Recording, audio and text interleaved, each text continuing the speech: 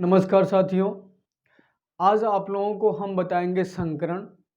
संकरण किसे कहते हैं? संकरण की परिभाषा होती है जब किसी समान ऊर्जा वाले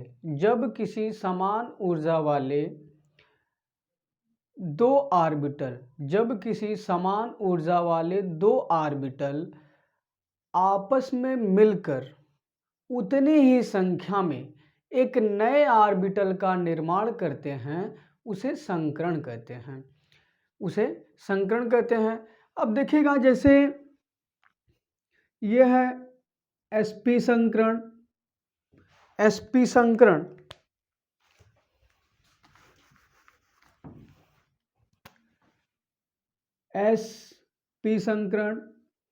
sp2 संकरण, sp3 संकरण, sp3d संकरण, sp3d2 संकरण, sp3d3 संकरण, sp3d5 संकरण।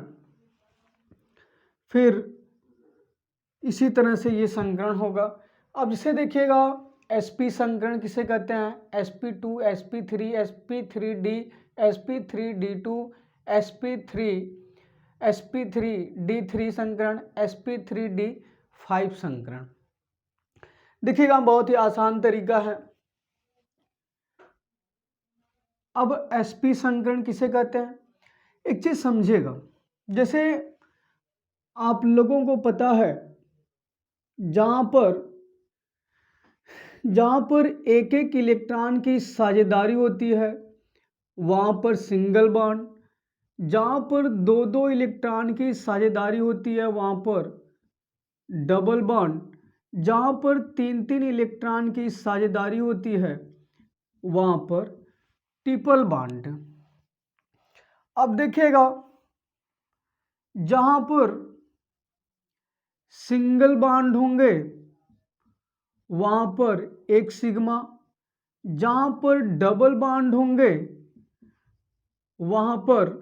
जहां डबल बॉन्ड होंगे वहां पर एक पाई एक सिग्मा, जहां पर ट्रिपल बॉन्ड होंगे वहां पर दो पाई और एक सिग्मा। ठीक है। अब देखिएगा, sp संकरण, sp2, sp3। अब देखिएगा, जैसे जहां पर दो सिग्मा होंगे वह हमारा sp संकरण का होगा, जहां पर 3 सिग्मा होंगे वह sp2 संकरण का होगा, जहां पर 4 सिग्मा होंगे वह sp3 संकरण का होगा, जहां पर 5 सिग्मा होंगे वह sp3d संकरण का होगा, जहां पर 6 सिग्मा होंगे sp3d2 संकरण का होगा, जहां पर 7 सिग्मा होंगे sp3d3 संकरण का होगा, जहां पर 8 सिग्मा होंगे वे जो है sp3d4 संकरण का होगा, जहां पर 9 सिग्मा होंगे sp3d5 संकरण का होगा। ठीक है। अब इसके बाद आप लोग देखिएगा बहुत ध्यान से,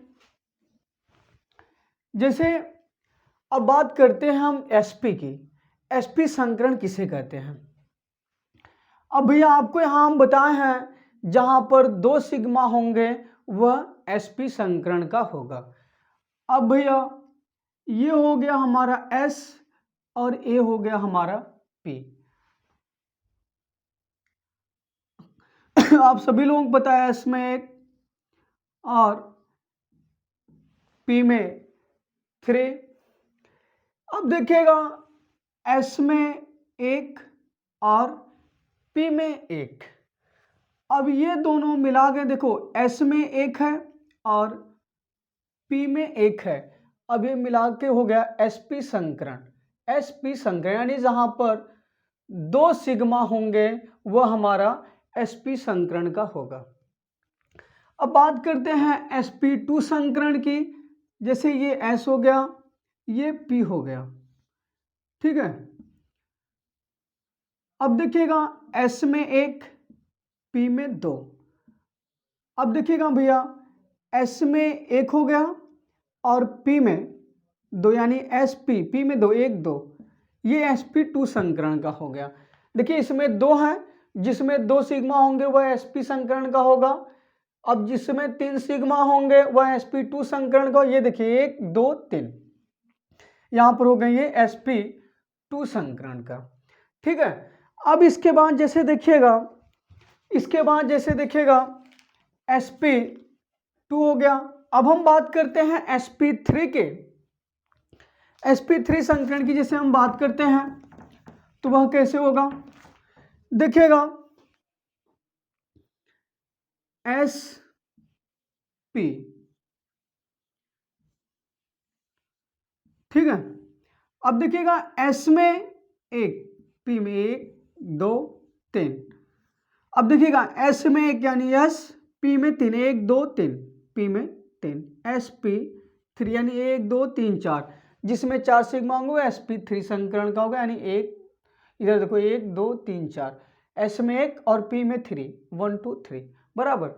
अब देखिएगा जैसे sp3d संकरण की बात करें, sp3d संकरण की हम बात करें तो इसमें कैसे क्या किया जाता है, ये चीजें देखिएगा।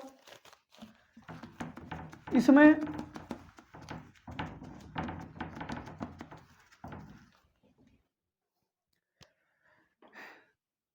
sp d, s में 1 और p में 3, d में 5, 1 2 3, 1 2 3 4 5।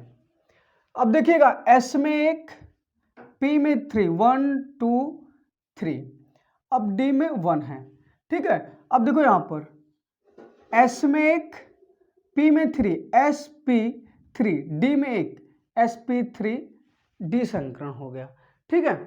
अब इसके बाद देखिएगा sp3d2 संकरण। ये देखिएगा sp3d, अब sp3d होगा, इसमें 5 होंगे, आप सभी लोग पता है 1 2 3, 1 2 3 4 5, ठीक है। अब देखिएगा s में 1, p में 3, 1 2 3, d में 2, 1 2। अब देखो s में 1, p में 3, 1 2 3, sp3, अब d में 2, d2, ठीक है। इसी तरीके से इस संकरण का ज्ञान होगा। जहां पर 2 सिग्मा वह sp संकरण, जहां पर 3 सिग्मा वह sp2 संकरण, जहां पर 4 सिग्मा वह sp3 संकरण, जहां पर 5 सिग्मा वह sp3d संकरण, जहां पर 6 सिग्मा वह sp3d2 संकरण, जहां 7 सिग्मा वहां पर sp3d3 संकरण, जहां 8 सिग्मा होंगे वहां sp3d4 संकरण होगा, जहां 9 सिग्मा होंगे वह sp3d5 संकरण का होगा। अब देखिएगा, अब आप लोगों को हम संकरण बताते हैं, कैसे संकरण को ज्ञात किया जाता है, ठीक भैया। संकरण को कैसे ज्ञात किया जाता है ये चीज समझिएगा, बहुत ही आसान तरीका है।